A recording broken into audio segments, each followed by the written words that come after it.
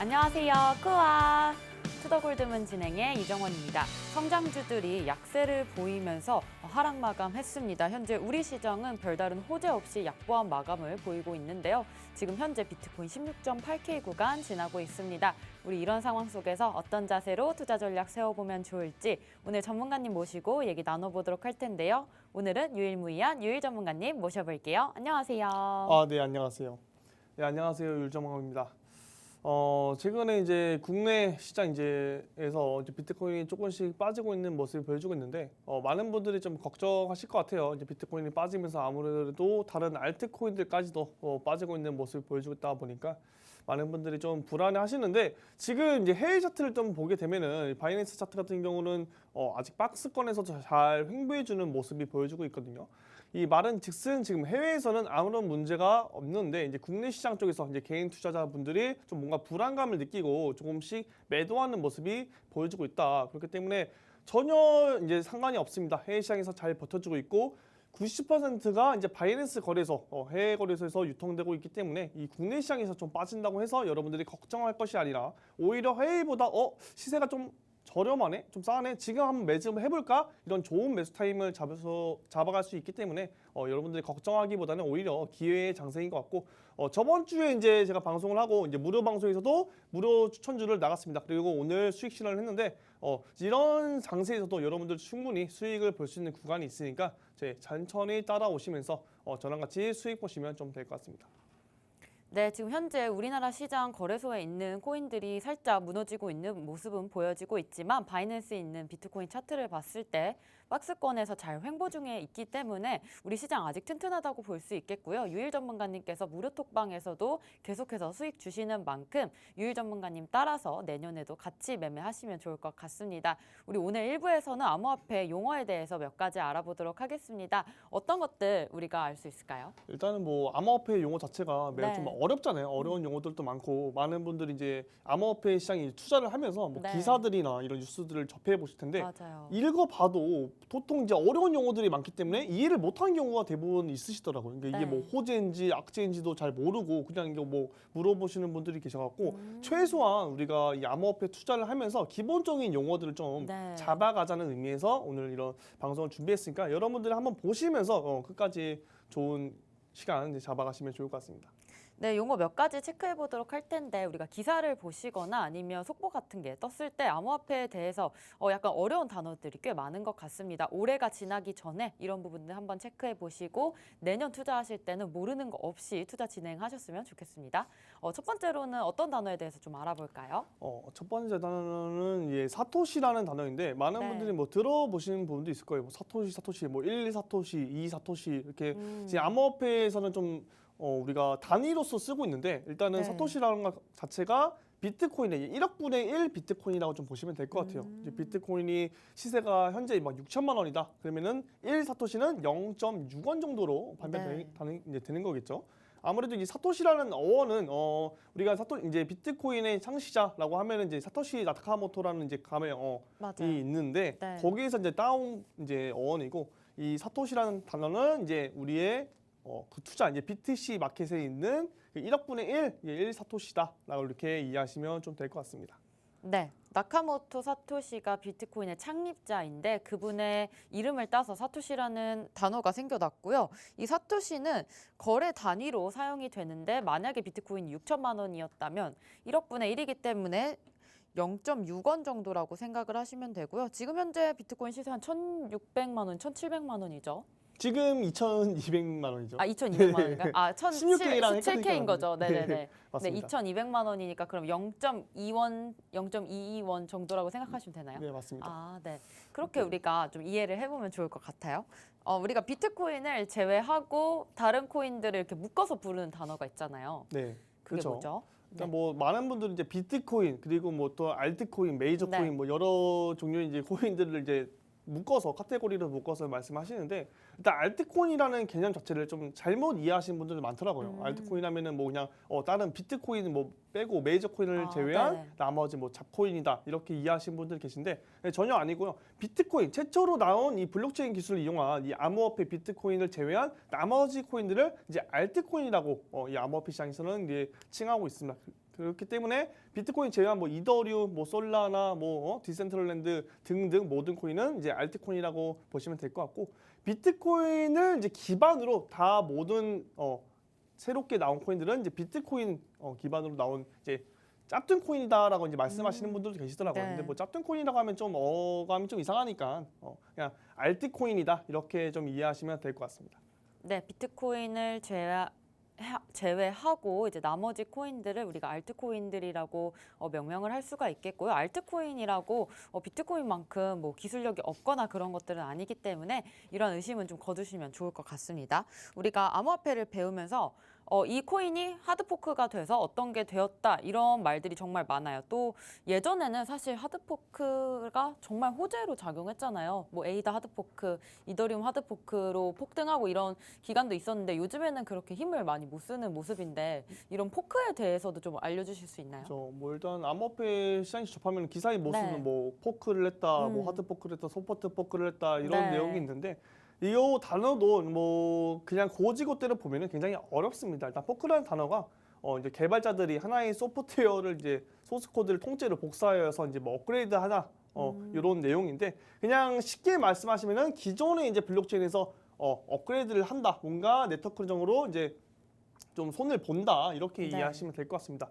근데 이 포크 중에서도 하드 포크라는 게 소프트 포크라는 게 두 가지로 나뉘어지는데 일단 글로 우리가 이해하기 전에 그림으로 먼저 한번 보는 게 좀 이해가 쉽거든요. 일단 소프트 포크라고 하면은 기존에 있던 이 라이트 코인이 소프트 포크를 했더니 그대로 이제 라이트 코인이 나왔죠. 네. 그리고 이제 비트코인 같은 경우는 하드 포크를 했더니 비트코인에서 비트코인 골드가 나오고 비트코인 캐시가 나왔어요. 네. 이처럼 일단 먼저 그림으로 먼저 한번 이해를 하시고 뒤에서 한번 더 말씀을 들어보도록 하겠습니다. 먼저 이제 하드 포크에 대해서 말씀드려보면은 하드 포크다. 이제 비트코인에서 하드 포크를 했다. 기존의 이제 코인에서 새로운 코인을 이제 파생을 한 거예요. 기존의 이제 네트워크에서 문제가 생겼어요. 문제가 생겨갖고 이제 업그레이드를 하거나 뭐 다른 방안으로 대책을 세워야 되는데 네. 기존에 가지고 있던 코인을 가져갈 수 없어요. 그래서 이제 하드포크 기존의 기술력에 더해서 다른 기술력 더해서 새로운 코인을 이제 만든다라고 좀 보시면 될 것 같은데 이제 기존의 코인과는 연동이 되지 않죠. 연동이 되지 않고 이 코인에서 파생된 새로운 코인이 나온다라는 이제 그런 개념으로 좀 알고 계시면 될 것 같습니다. 이렇게 좀 일반적인 사례가 있는데 첫 번째로 이더리움 이제 다오 해킹 사건 때 하드포크를 한 예시가 있어요. 이제 아시는 분들도 계실 텐데 우리가 이제 업비트에 가보면 이제 이더리움이 있고 기존에 이더리움 클래식이 있잖아요. 이게 네. 다 이유가 있습니다.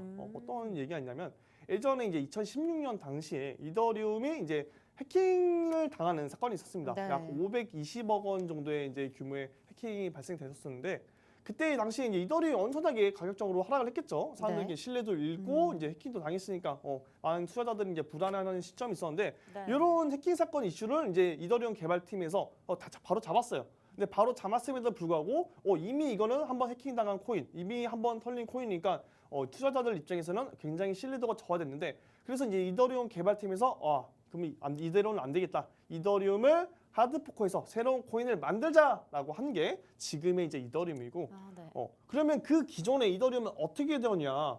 봤더니 지금의 이더리움 클래식이 되었더라. 그래서 이제 이더리움 개발팀에서 두 팀으로 나뉘어지면서 우리는 기존의 이더리움을 가져가겠다라고 이제 한 게 이더리움 클래식이고 그리고 우리는 새로운 이더리움을 만들겠다 한 게 지금의 현재 이더리움이라고 좀 보시면 될 것 같습니다. 네, 암호화폐 포크라는 단어가 많이 나오는데 우리가 하드 포크와 소프트 포크로 나눠볼 수가 있겠습니다. 소프트 포크는 원래 있던 코인이 소프트 포크가 되면서 그대로 그 코인을 유지를 하고요. 이더리움처럼 이더리움이 하드 포크가 된다면 이더리움 뭐 클래식이라든지 이런 식으로 다른 방식으로 코인이 분열이 되고 있습니다. 하드 포크로서는 우리가 새로 다시 그 코인에서 파생된 코인으로 이해를 해보면 좋을 것 같고요. 이더리움이 예전에 2016년에 해킹 사건으로 인해서 또 하드포크가 일어났다는 점까지 우리가 예시로 좀 알아봤습니다. 그렇다면 우리 소프트 포크는 아까 라이트코인에서 소프트 포크 됐을 때 라이트코인으로 된다고 하는데 그럼 뭐 잠깐 업데이트 같은 건가요? 네, 맞습니다. 약간 네. 그런 개념으로 좀 이해하시면 될 것 같아요. 기존에 갖고 있던 코인에서 뭔가 문제점이나 이제 보완할 점이 생기게 된다면 이제 소프트 포크를 진행을 해서 거기다가 이제 추가적인 기능을 더 입히던가 뭔가 네. 좋은 뭐 속도 면에서 더 빠르게 이제 개선할 수 있는 방법, 기존의 코인을 좀 업그레이드 한다라고 좀 이해하시면 될 것 같아요. 아무래도 이 소프트 포크 같은 경우도 기존에는 잘 이루어지진 않고 있는데 네. 사례가 있습니다. 먼저 비트코인에 대한 사례인데 비트코인 같은 경우는 아무래도 이제 최초로 나온 암호화폐이기 때문에 속도 면에서 굉장히 느린 네. 그런 처리 속도를 가지고 있습니다. 그렇다 보니까 2017년도에 이제 비트코인을 소프트 포크를 했어요. 처리 속도가 워낙 느리다 보니까 이거를 좀 속도를 빠르게 해보자라고 해서 네. 소프트 포크를 진행했는데 아무리 그래도 다른 이제 비트코인에서 파생되어 나온 다른 알트코인에 비해 속도가 매우 느린 편이죠. 그래서 지금 현재는 뭐 라이트닝 네트워크도 나오고 있고 다른 방면으로 개선 중인데 아무래도 이제 다른 코인들이 더 송금 속도가 빠르고 이제 실사용하기 더 편리하니까 비트코인은 지금은 이제 그런 거래로 이제 우리가 송금하는 시스템보다는 이제 가치 저장 수단으로서 작용하고 있고 다른 알트코인들로 우리가 송금하는 그런 모양새가 좀 보여지고 있다라고 이해하시면 될 것 같습니다. 네, 비트코인의 사례도 소프트 포크가 있었는데 2017년도에 비트코인이 속도적으로 좀 더 업그레이드를 하기 위해서 소프트 포크를 했었고요. 현재 소프트 포크는 우리가 하드 포크와는 다르게 업데이트 이후에 좀 호환이 가능하다라고 이해를 하시면 좋을 것 같습니다. 뭐 여러 가지 예시들은 이 정도까지 있을까요? 하드 포크와 소프트 포크 중에 좀 더 우리가 가장 뭐 알고 있는 거는 이더리움일 것 같긴 한데 요즘 최근에 이슈되는 뭐 하드포크나 소프트포크는 없나요? 최근에 이슈된 이더리움에 대한 업데이트 같은 경우는 이제 머지 업데이트 정도 그렇게 네네. 진행되고 있고 다른 이제 알트코인들도 뭐 이오스도 굉장히 이제 하드포크도 많이 했고 뭐 다른 에이다도 하드포크 했었고 굉장히 많은 코인들은 이제 하드포크를 진행했었는데 아무래도 많은 분들이 예전 같은 경우는 이런 이슈 하나 이 코인에 대해서 뭔가 업그레이드를 한다거나 새롭게 뭔가 만든다라고 하면은 크게 이제 호재로서 작용하고 이 시장에 큰 영향을 줬었거든요. 근데 요즘 같은 이제 시장에서는 아무래도 이제 경제적인 지표들이 좋지 않게 나오니까 많은 투자자들이 관심이 없어요. 관심이 없고 그런 작은 호재들이 힘을 발휘하지 못하고 있다. 그런데 이 암호화폐 생태계에서는 이제 크고 작은 호재들이 굉장히 많거든요.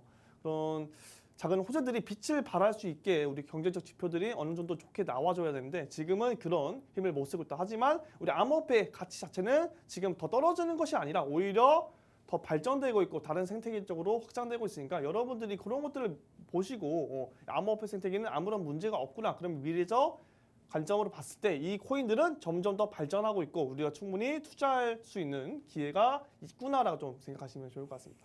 네, 암호화폐 하드포크에 대해서 이렇게 알아봤고요. 우리 그 다음으로는 스테이블 코인에 대해서 얘기해볼까 합니다. 스테이블 코인 이번 연도에 가장 많은 이슈가 있었고 여러 가지 안 좋은 상황도 많은데요. 스테이블 코인의 진정한 우리가 정의라고 하면 1달러에 이렇게 패깅을 하는 게 맞나요? 그렇죠, 맞죠. 네. 저번에 이제 스테이블 코인 관련해서 저번에도 이제 강의를 해드렸었는데, 근데 다시 한번 좀 말씀드려보자면 1달러랑 1대1 동등한 가치를 가지고 있는 코인이라고 보시면 될 것 같습니다.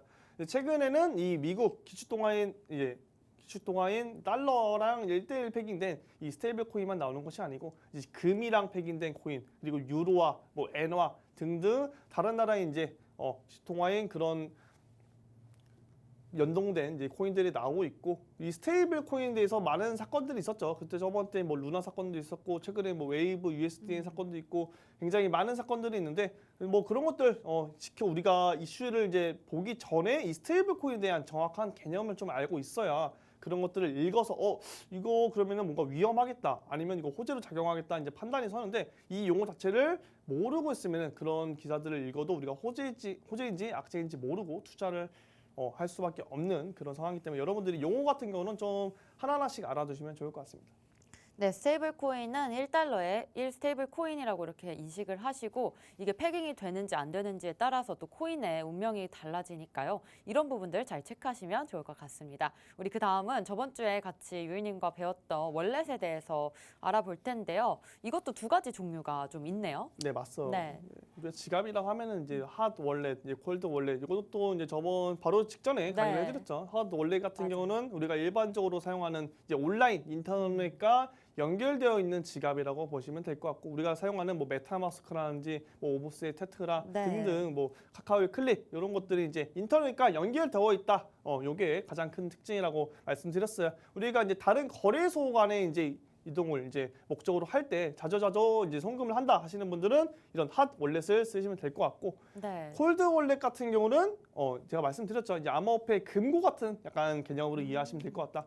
이렇게 실질적인 형태가 있는 USB라든지 그런 하드웨어에 저장을 하는 이제 지갑이 콜드 월렛인데 보통 콜드 월렛에 저장하시는 분들은 대량의 이 암호화폐를 장기간 보관해둘 때 쓰는 금고 개념의 코인이다. 쉽게 빠르게 이제 우리가 송금하거나 그러기는 힘들었죠, 그죠? 이런 USB 형태라면은 컴퓨터에 연결을 하고 네. 그 USB 형태에서 이제 개인 지갑으로 다시 보내서 거래소로 옮겨야 되는데 굉장히 복잡하죠. 그렇기 때문에 거래를 자주 하시는 분들은 이 핫 월렛을 이용하시고 거래를 자주 이용 안 하시고 장기간 보유하실 분들은 이 금고인 골드 월렛에 보관해 두시면 좋을 것 같습니다. 네, 월렛에도 두 가지가 있을 텐데요. 첫 번째로는 핫, 두 번째로는 콜드 월렛입니다. 핫 월렛은 우리가 인터넷에서 사용을 할 수 있는 월렛으로 생각을 하시면 좋을 것 같고요. 콜드 월렛은 좀 장기간 보유하실 분들, 거래가 많지 않으신 분들은 USB 같은 형태로 좀 보관하는 것을 콜드 월렛이라고 이해를 해보시면 좋을 것 같습니다. 우리가 이런 상황 속에서도 우리가 뭐 투자 사기 이런 얘기도 있어요. 그런 단어도 좀 있나요? 네, 맞습니다. 뭐 암호화폐 용어에 안 좋은 이런 네. 용어도 있는데 러그풀이라고 많이들 들어보셨을 거예요. 뭐 네. 기사에 뭐 어디 코인이 뭐 러그풀이 있었다, 뭐가 있었다 이런 내용이 있었는데 일단 어원을 좀 살펴보시면은 이제 러그가 이제 양탄자라는 의미예요. 양탄자는 의미고 이제 잡아당기다의 풀, 그래서 합성어인 이제 러그풀이 해상했는데 그 위에 있는 사람을 갑자기 잡아당겨서 다 네. 넘어뜨린다. 그러니까 좀 안 좋은 느낌이죠. 일단 이런 내용을 좀 살펴보면은 디지털 자산 이제 프로젝트가 아직 이제 거래소에 상장되기 전에 많은 사람들이 이제 ICO를 통해서 투자 자금을 모으는 그런 이제 코인들이 있습니다. 그런 이제 투자 형태의 사기라고 보시면 되는데 중간에 프로젝트가 잘 진행되고 있다가 갑자기 투자금을 가지고 그냥 다른 나라 이제 해외로 도망가는 경우도 있고 갑자기 프로젝트를 종료하는 경우도 있어요. 그러다 보니까 이 거래소에서 상장된 코인으로 우리가 투자를 한 것이 아닌 아직 상장되기 전에 투자를 한 것이다 보니까 이 투자 금액에 대한 피해 보상을 받지 못하거든요. 아직 이제 암호화폐 이제 규제도 제대로 되어 있지 않는 마당에 그렇기 때문에 이런 러그풀 현상이라고 나오고 있는데 여러분들도 뭐 아직 비상장되어 있는 이런 코인에 투자하는 경우가 종종 있습니다. 다른 뭐 나라에서도 충분히 일어날 수 있는 일이고 국내에서도 최근에 뭐 많이 일어나고 있거든요. 다 해외 거래소, 국내 거래소 상장되어 있지 않는데 해외 거래소에 좀 이상한 거래소에 상장되어 있지 않는 우리가 처음 들어보는 거래소에 상장되어 있는데 우리가 뭐 돈을 투자를 하면은 뭐 얼마를 주겠다, 뭐 매달 얼마를 주겠다 이런 폰지 사기 같은 경우도 굉장히 많습니다. 그렇기 때문에 여러분들이 이런 코인에 투자하는 데 있어서는 항상 잘 알아보셔야 되고요. 자기 자신의 이제 시드를 돈을 잘 지키려면은 이런 용어들도 잘 알아보면서 어떤 사례들이 있었는지 그리고 그 과거에 반복됐던 사례들이 이제 현재로 다시 일어나지 않게 우리가 조심을 해야겠다라고 좀 말씀드려볼 수 있겠습니다. 네, 러그풀이란 우리가 가상자산 개발자의 투자 회수 사기 행위로 가상자산을 개발한다면서 좀 투자 자금을 모은 다음에 그런 것들 프로젝트를 중단을 하고 그런 자금들을 회수해가는 것을 러그풀이라고 불러지고 있습니다. 이러한 것들 아직도 우리 코인 시장에 많이 일어나고 있기 때문에 러그풀의 사기 행각 같은 경우는 조심을 하셔야 될 것 같습니다. 우리 그 다음으로는 합의 프로토콜에 대해서 얘기 나눠볼 건데요. 합의 프로토콜은 어떻게 방식으로 이루어지는 건가요? 합의 프로토콜도 이것도 뭐 좀 네. 말이 어렵죠. 뭐 뭘 합의를 한다는 건가라고 이제 생각하실 텐데 일단 뭐 합의 알고리즘이라고도 불리고 뭐 합의 모델, 합의 방식, 합의 메커니즘, 뭐 합의 프로토콜 이렇게 불리고 있는데 이 코인들의 우리가 통일된 이제 의사결정을 좀 하기 위해서는 이런 알고리즘을 사용을 했는데 그런 알고리즘을 말하시면 될 것 같아요. 네. 그러니까 우리가 이 코인에 있어서 우리들도 뭔가 투자하는 입장에서 그런 의결권이라고 하는 거죠. 주식 같은 경우는 의결권인데 이 코인 생태계에서는 그런 게 없어요.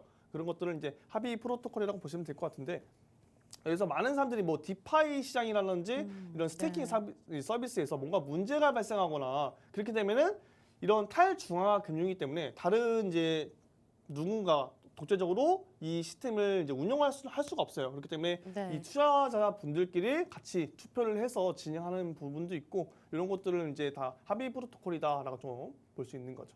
네, 합의 프로토콜 우리가 주식에서는 의결권이라고 생각을 하실 수가 있는데 코인에서는 합의를 하고 좀 그런 것들 거래를 진행하는 방식으로 이용이 되고 있습니다.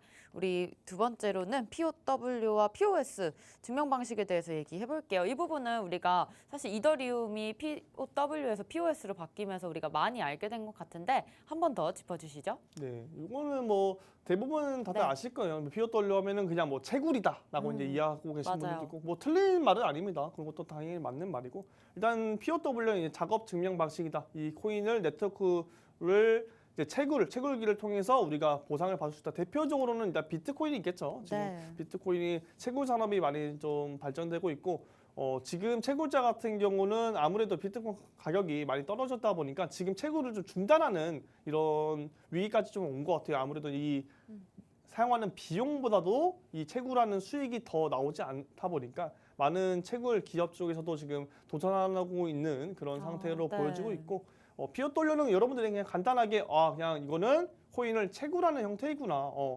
여러분들도 충분히 이 POW 방식을 이용해서 채굴을 할 수 있는 코인들이 무지하게 많습니다. 요즘 이런 그래픽 카드 이 형태로 되어 있는 이제 채굴기들을 저렴하게 구입할 수 있는 것도 있는데 네. 비트코인 말고도 다른 이제 알트코인들에 있어서도 이제 채굴할 수 있는 코인들이 굉장히 많거든요. 네, 그런 것들을 여러분들도 채굴할 수 있는데 굳이 채굴하진 않죠. 집에다가 그거 이제 쌓아놓고 네. 막 돌리면은 아무래도 가정용에서 전기세가 더 들죠. 전기세가 네. 굉장히 많이 들다 보니까 그죠.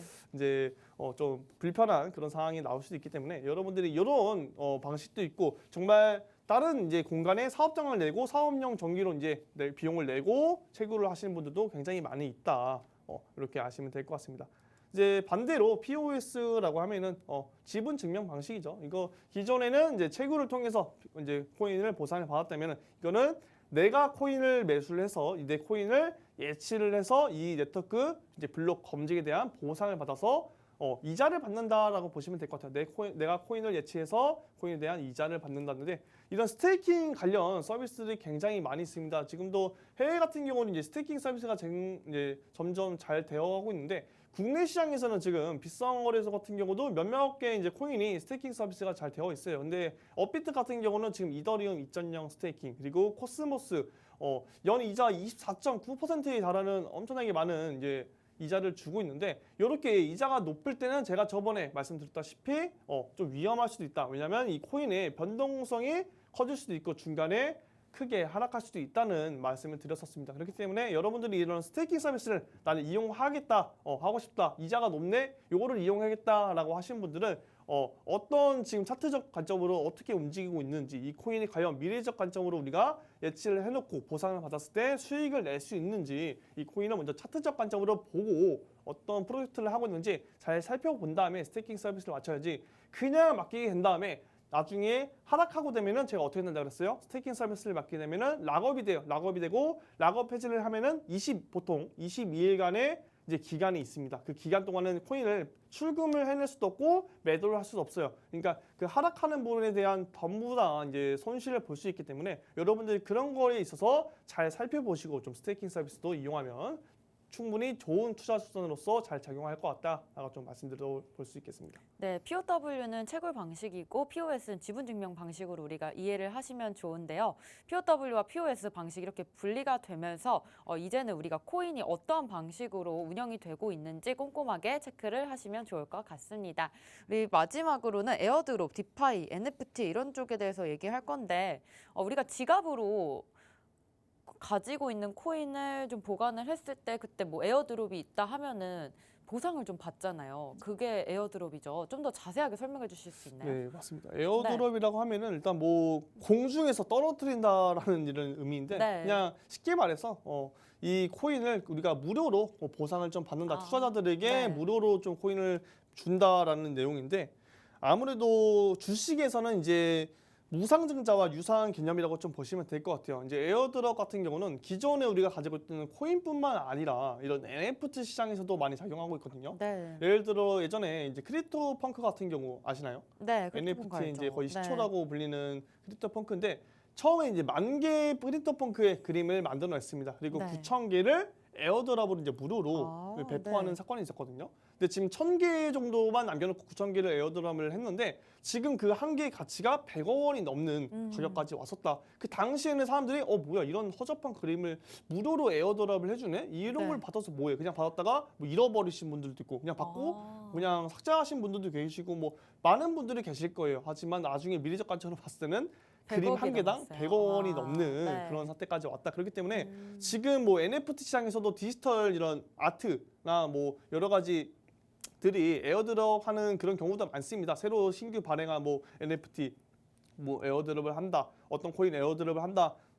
이런 이슈들이 많이 있는데 여러분들이 지금 코인에 정말 관심이 있고 나는 코인에 진심이다. 암호화폐 시장에 정말 미래적 관점으로 정말 좋게 생각한다 하시는 분들은 무료로 이제 에어드랍을 하는 거니까 굳이 우리가 받는다고 뭐 비용이 드는 것도 아니잖아요. 그 한다고 해서 뭐 시간이 많이 드는 것도 아니기 때문에 여러분들 그런 에어드랍 하는 거에 있어서 그냥 뭐 미리 받아놨다가 잘 이제 지갑 주소 잘 보관해놨다가 나중에 미래적 관점으로 봤을 때 뭐 상승이 한다라고 하면 좋은 거고 상승이 안 한다고 하더라도 그냥 뭐 나는 무료로 받았으니까 뭐 땡이기 때문에 여러분들이 그런 거 이제 에어드랍 하는 거 잘 찾아보시면 좋은 프로젝트들이 많이 있어요.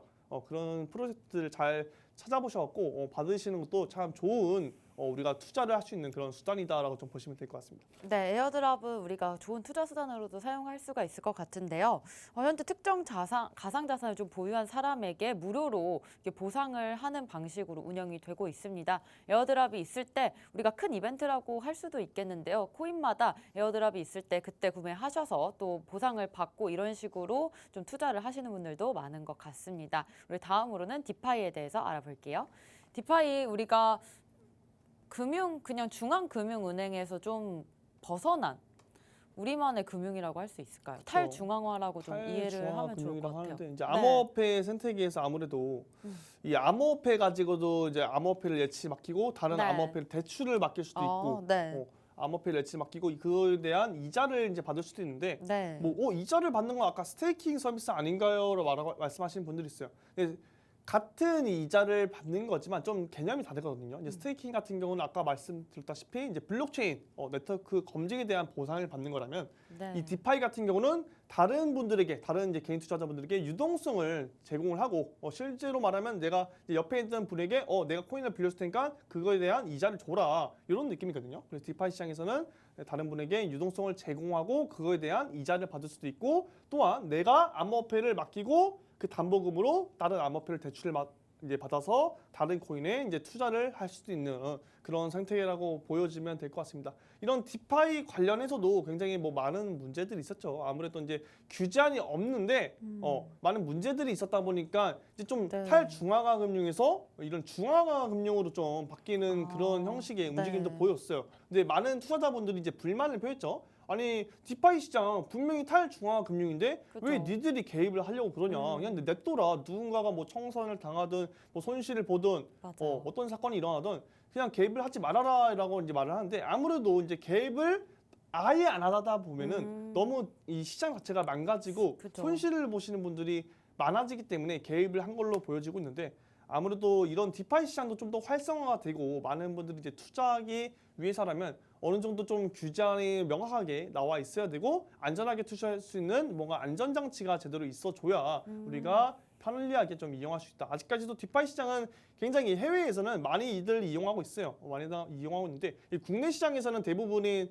투자하시는 분들이 이용을 하지 않고 있거든요. 네. 내가 뭐 가지고 있던 코인이 뭐 많이 물려 있거나 혹은 뭐 빼낼 수 없는 그런 상태일 때 이런 스테이킹 서비스나 디파이 상품을 이용해서 예치를 해서 그런 이제 보유량이라도 좀 늘려서 추후에 탈출 계획을 세워본다면 네. 좀 더 수월하게 진행을 할 수 있는데 그냥 이제 아무런 것도 하지 않고 가만히 네, 네. 있으면은 아무런 일도 일어나지 않죠. 그렇기 때문에 여러분들이 이런 디파이 시장 같은 경우도 한 번씩 좀 잘 살펴보시고 내가 어떤 것들을 좀 이용할 수 있나, 내가 어떤 혜택을 받을 수 있나, 자기 자신의 이제 밥그릇은 자기가 챙겨야 합니다. 그렇기 때문에 여러분들이 이런 개념들도 확실하게 좀 잡아가셔야 이 암호화폐에 투자하는 데 있어서 수월하게 진행할 수 있을 것 같습니다. 네, 탈중앙화 금융이라고 알려진 디파이 섹터를 좀 알아봤습니다. 현재 정부나 기업 등의 중앙기관의 통제를 받지 않는 금융이라고 생각하시면 좋을 것 같은데요. 우리가 가지고 있는 코인에 대해서 많은 손실을 좀 봤을 때 디파이 측에 예치를 해서 좀 이자를 받거나 스테이킹을 해서 이런 방식을 좀 보상을 받는다든지 하는 방법으로 우리가 투자에 대한 손실을 약간 줄일 수 있는 방법으로도 사용이 가능하다는 점 짚어주셨습니다. 디파이 섹터 우리가 좀 무섭다고 할 수도 있고 좀 어렵다라고 느껴질 수도 있겠지만 이렇게 투자에 또 다른 해지 수단으로서도 사용이 가능하다는 점까지 알아봤습니다. 우리 그 다음으로는 NFT 아까 크립토펑크 얘기하셨는데 NFT에 대해서도 얘기해 볼까요? 네, 지금 NFT에 대해서는 뭐 모르시는 분들이 거의 없을 네. 거예요. 작년만 해도 NFT 열풍이 불었을 때 많은 분들이 뭐 NFT가 뭐야, 이게 뭐지? 라고 이제 의문을 표현하시는 분들이 굉장히 많았는데 지금 와서 이제 NFT를 모른다는 건 이 암호화폐에 있어서 투자를 제대로 뭐 안 하신 분들이나 정말 관심이 없으신 분들이겠죠. 일단은 네. NFT 뭐 용어로는 이제 용어로는 대체 불가능한 토큰인데 지금 NFT 쪽으로 많은 사업들이 진출되고 있습니다. 아까 말했다시피 이제 뭐 디지털 아트, 뭐 음악에서도 쓰이고 메타버스 그리고 웹3 그리고 뭐 여러 가지 디파이 이제 시스템에서도 NFT를 사용하는 경우가 굉장히 많고 있는데 지금 NFT 시장에서 가장 많이 사용하는 예가 디지털 아트 쪽이랑 지금 메타버스에서도 많이 사용하고 있거든요. 메타버스 공간 안에서 이제 뭐 가상 랜드, 이제 토지라든지 뭐 최근에는 가상 라면도 팔렸어요. 네, 가상 라면도 뭐 대박. 700만 네. 개가 팔리는 이슈가 있었고, 이런 명품 브랜드랑 협업을 해서 뭐 가상 굿즈, 뭐 명품 가방, 명품 신발 이런 것들도 굉장히 많이 있거든요. 그렇기 때문에 이 NFT라는 것은 암호화폐 시장에 지금 뗄래야 뗄 수 없는 관계고, 이 NFT를 이용해서 저번에 이제 부동산 우리가 조각 투자도 할 수 있다고 말씀드렸고, 이 음원에 대해서 이런 저작권 투자도 할 수 있다고 우리가 말씀드렸었습니다. 그렇기 때문에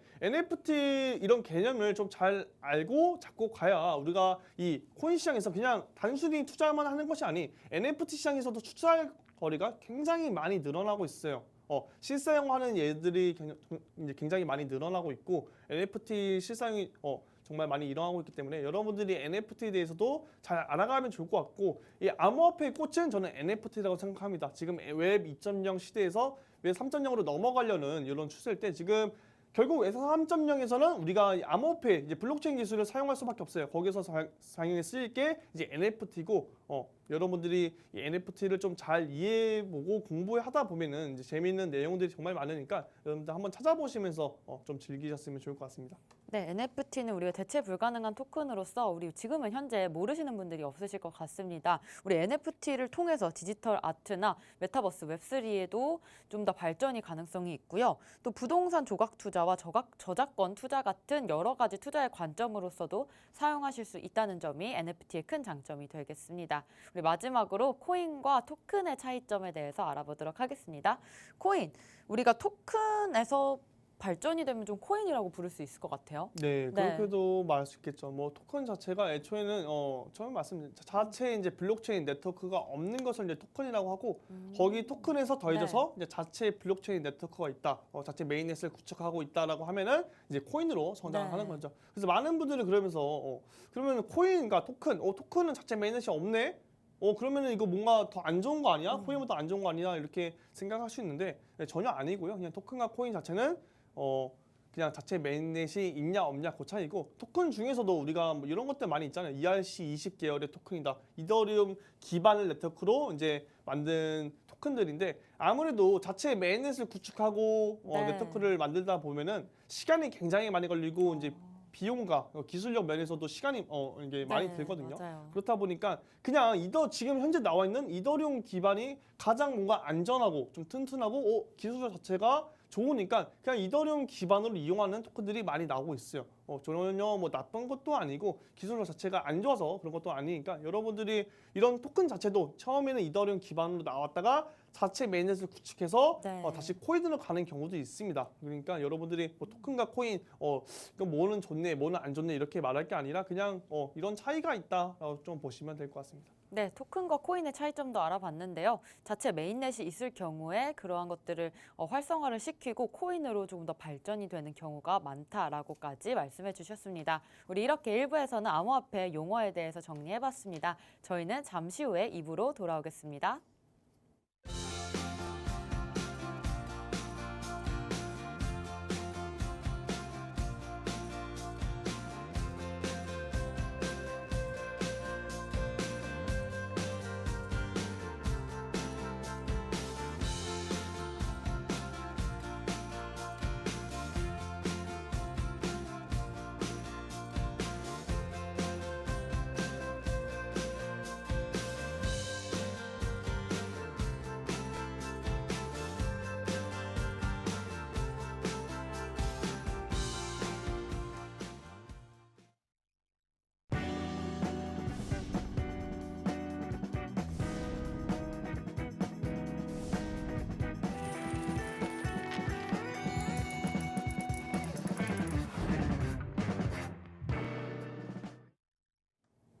네, 2부에서는 오랜만에 유일 전문가님의 차트 강의 시간 해보도록 하겠습니다. 오늘 2부에서는 지지와 저항에 대해서 알려주실 겁니다. 유일 전문가님 모셔볼게요.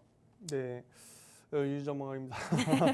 이거 강의 오랜만에 하는 네, 것 같은데 좀 오랜만이네요. 어색하네요. 오늘은 여러분들께 좀 가장 중요하다고 제가 생각하는 부분 중 하나가 이제 지지선과 저항이거든요.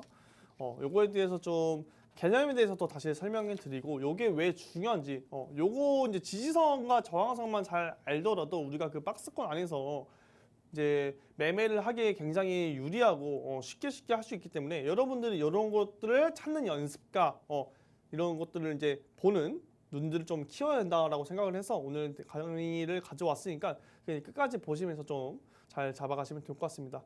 먼저 이제 화면을 보시면서 말씀드려 볼 텐데 지지와 저항은 이제 매매를 하면서 가장 이제 기본이에요. 기본. 여러분들이 기본이라면은 암호화폐 투자를 한다면 난 지지가 뭐고 이제 저항선이 뭔지 정확하게 알고 있어야 된다는 거예요. 이런 것들을 모르게 된다면 내가 투자를 할 때 차트를 보고 나는 차트를 보고 투자를 했는데 뭔가 손실을 봤다. 근데 지지와 저항은 모른다. 이렇게 되면 잘못된 투자겠죠. 여러분들의 가장 기본 중에 기본이기 때문에 이런 것들을 알아가셔야 되고 이제 지지선과 저항선이 있어요. 이게 매수와 매도자의 심리가 반영되어 있거든요. 제가 말씀드렸죠.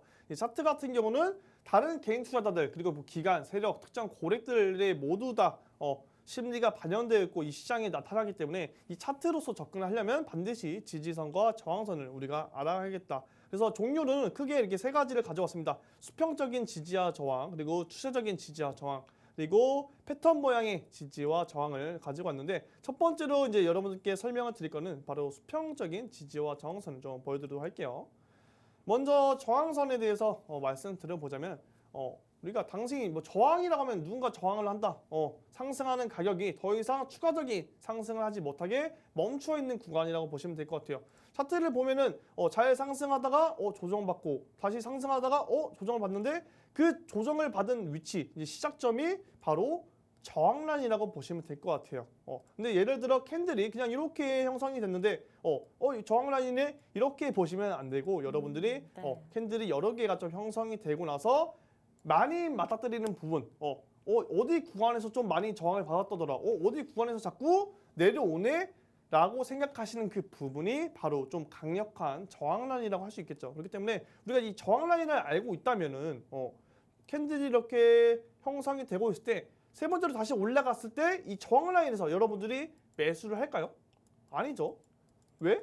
과거의 차트를 봤더니 여기 부분에서는 자꾸 저항을 맞고 내려왔네. 그렇다면은 여기 부분에서는 매수를 하면은 손실을 볼 수도 있겠구나라고 생각을 하기 때문에 여러분들이 여기 부분에서는 조금 조심스럽게 매매를 할 수 있는 그런 사태가 나올 수 있겠습니다. 그렇기 때문에 여러분들이 이제 리스크를 좀 줄이면서 매매를 할 수 있고 반드시 저항 라인과 지지 라인을 좀 잘 확인을 해봐야겠다. 그래서 이제 실전 차트로 이제 보면서 말씀드려보면은 이 저항 라인이 있어요.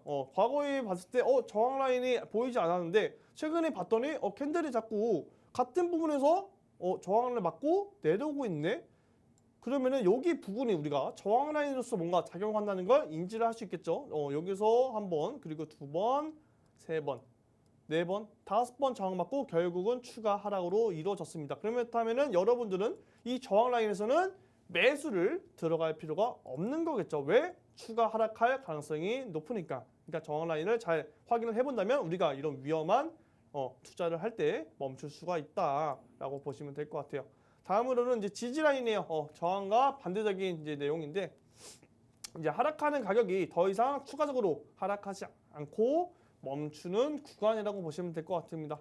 이제 저항 라인의 거리를 거꾸로 이제 뒤져보면은 진짜 지지 라인인데 네. 어느 순간 이제 계속 비트코인이 비트코인뿐만 아니라 다른 암호화폐도 하락하다가 계속 쭉 이제 직선으로 하락하는 경우는 없거든요. 이제 결국 하락하다가 한번 조정이 오고 다시 하락하다가 조정이 오는 구간이 있는데 지금 봤더니 계속 같은 부근에서 반등이 나왔더라. 네. 근데 그 선을 이어 보니까 여기가 지지라인인 것 같네. 왜? 여기 부분에서 계속 자꾸 반등이 나오고 있어. 많은 분들이 여기서 자꾸 지지를 하고 이제 바이더 디브로 인해서 매수 심리가 작용하는 것이죠. 그렇다면 우리가 이런 지지 라인을 알고 있으면 추가적인 계속 하락이 나오더라도 여기서는 첫 번째는 이제 지지 라인인지 확인을 못 하겠지만 두 번째부터 세 번째, 네 번째에서는 여기서는 자꾸 기술적 반등이 나오는 구간이네. 그러면은 여기서 우리가 매수를 하고 이 지지 라인이 이탈을 한다. 그러면은 바로 손절을 하고 만약에 지지 라인을 버텨주고 반등을 한다면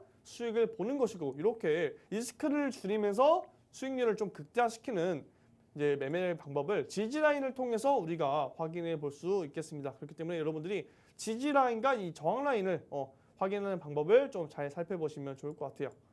그래서 실제적인 지지 라인은 어떻게 있냐면 이렇게 나오는 경우도 있어요. 쭉 상승하다가 갑자기 어느 구간에서 횡보하는 구간이 있어요. 횡보하는 구간인데 계속 같은 구간에서 박스권 라인에서 횡보를 하고 있는데 이 부분에서 자꾸 지지를 받고 올라갔다가 다시 내려왔는데 지지받고 올라갔다가 이런 부분이 계속 형성되거든요. 그러면 우리가 이 부분을 이제 뭐 4시간 봉, 1시간 봉, 30분 봉 이렇게 시간별로 쪼개 봐서 어디 부분이 정확하게 지지를 해주고 있는지 캐치를 한 다음 선을 그어 보는 거예요. 이제 차트적 관점으로 이제 선을 그어 본 다음에 여기가 그럼 지지 라인으로서 형성이 되고 여기 부분에서 매수를 들어간다면 수익을 볼 확률이 높겠구나. 근데 반대로 지지 라인이 뚫리고 그냥 하락하게 된다면 여기서는 그냥 여러분들이 빠르게 손절을 진행하시면 되겠죠. 전혀 어렵지 않습니다. 그냥 지지 라인과 저항 라인 요 두 개만 가지고도 충분히 이제 매매를 할 수 있으니까 여러분들이 이거는 꼭 알아가셔야 될 것 같고 그래서 이 지지 라인과 저항 라인이 또 어떻게 작용하냐 추가적인 내용이 있습니다.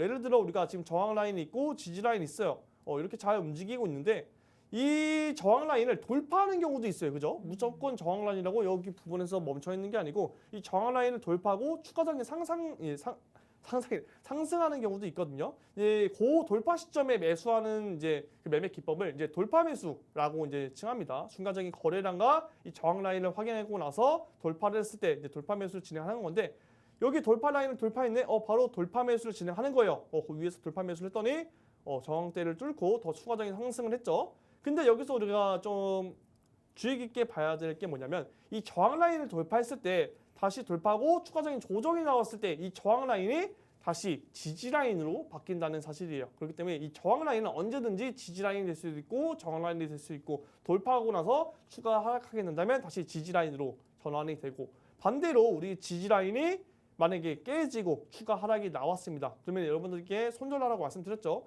근데 추가 하락을 하다가 다시 이제 기술적 반등으로 인해서 올라가고 있어요. 그러면은 이 지지 라인이 반대로 지지 라인에서 저항 라인으로 바뀌게 되는 것이죠. 그렇기 때문에 이 지지 라인과 저항 라인은 항상 지지 라인, 저항 라인이 아닌 그 순간순간 차트적 관점으로 바뀔 수가 있다라는 걸 여러분들이 알아두시면 좋을 것 같습니다. 다음으로 이제 수평적인 지지와 저항이 있는데 이것도 그런 예예요. 원래는 여기가 저항 라인이었어요. 싼 것 좀 찍고 지금 추가적인 하락 나오고 있는 모습이죠. 조정 하락이 나오고 있다가 다시 이 저항 라인을 돌파 후에 상승하는 모습이 보였습니다. 그리고 이 저항 라인을 돌파하면 어떻게 된다고 여러분들? 여기서 지지 라인을 바뀌고 여기서 한번 지지를 받고 상승이 나오고 다시 한번 추가 조정이 나오고 지지를 받고 또 한번 상승하는 모습이 나오죠. 그렇기 때문에 이 저항 라인은 다시 돌파하고 나서는 지지 라인으로 바뀌고 그 지지 라인 이제 부분을 우리가 잘 공략을 한다면 수익을 볼 수 있겠다.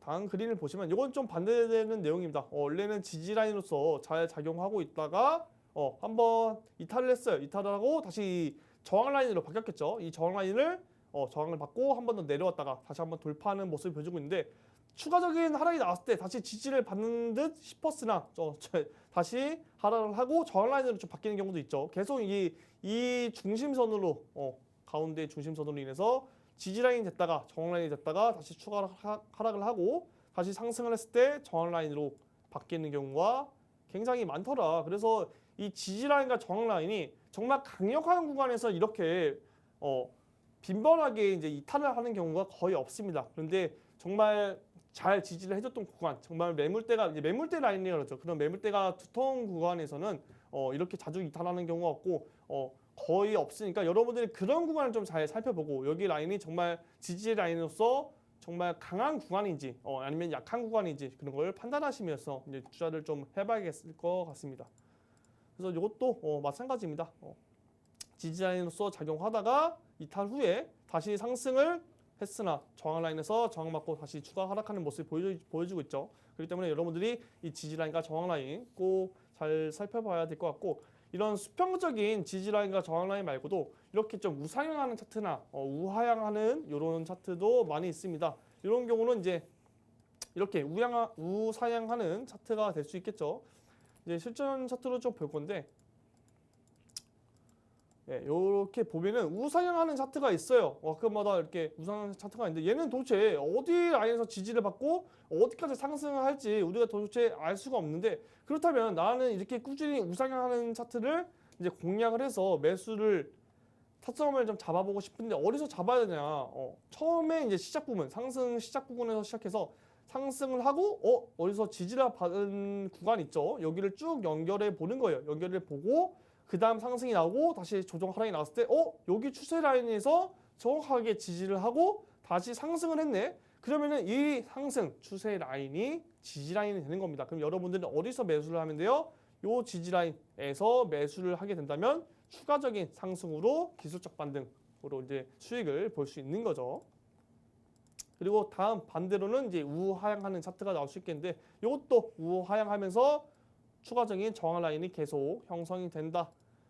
이것도 실전 차트를 보면서 좀 말씀드려보겠습니다. 이렇게 우하향하는 차트가 있어요. 꾸준히 하락하는 차트가 있는데, 근데 하락하다가도 이제 상승이 나오다가 조정받고 하락 나오고 다시 상승이 나오다가 조정을 받고 하락하는 모습을 보여주고 있는데, 요 고점 라인 계속 저항을 받은 요 라인을 이어봤더니 여기 구간을 정확하게 여기서 조정이 나오고 저항이 나오고 있네. 그렇다면 여기서는 우리가 다시 아까 말씀드렸다시피 매수를 이제 생각할 필요가 없는 거죠. 여기서 매수를 하면은 추가 조정이 나오는구나 라고 생각하면 되니까 여기 구간에서는 우리가 매수를 피하고 최대한 관망을 하면서 어디 지지 라인에서 지지를 해주는지 그런 것들을 좀 알아봐야 되는 게 가장 포인트다. 이것도 마찬가지입니다. 아까 처음에 말씀드렸다시피 이제 추세의 지지와 저항과 마찬가지로 이 저항 라인이 돌파하고 나서는 당연히 지지 라인으로 작용하게 될 것이고, 이 지지 라인이 뚫리게 된다면 다시 저항 라인으로서 작용하게 되는 거예요. 여러분들 아까랑 뭐 별반 다른 내용은 없죠. 그냥 모양만 좀 바뀌었을 뿐. 그런 것도 보시면 될 것 같고, 실전 차트를 보더라도 이렇게 꾸준히 우상향하다가 결국 하락으로 이어지고 다시 이 지지 라인이 어떻게 된다? 저항 라인으로 바뀐다. 좀 빠르게 보도록 할게요.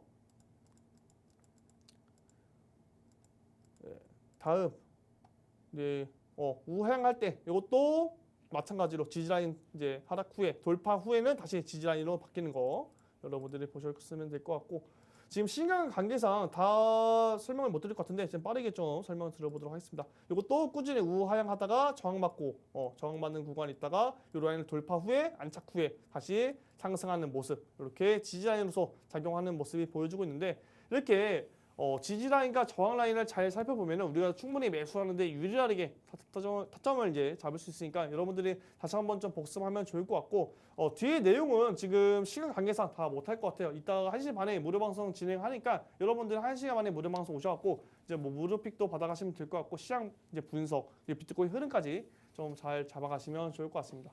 네, 오늘 지지와 저항을 통해서 우리 어떤 선으로 매수를 할지 매도를 할지를 좀 알아봤고요. 또 우리가 1시 반에 무료 방송에서 유희님 픽을 또 주실 거고요. 또 차트적인 관점과 또 비트코인 차트까지 짚어보시면서 또 이번 연도 어떻게 마무리될지까지 같이 알아보도록 하겠습니다. 이렇게 오늘 배우신 부분들 투자하면서 어떻게 도움이 될 수 있을지 생각해 보시면 좋을 것 같은데요. 좀 더 자세한 매매 방법과 또 차트 분석 저희가 오후 1시 반부터 이어갈 겁니다. 오후 1시 반에 무료 방송으로 진행하고 있고요. 함께 하실 수 있는 방법 안내해 드리겠습니다.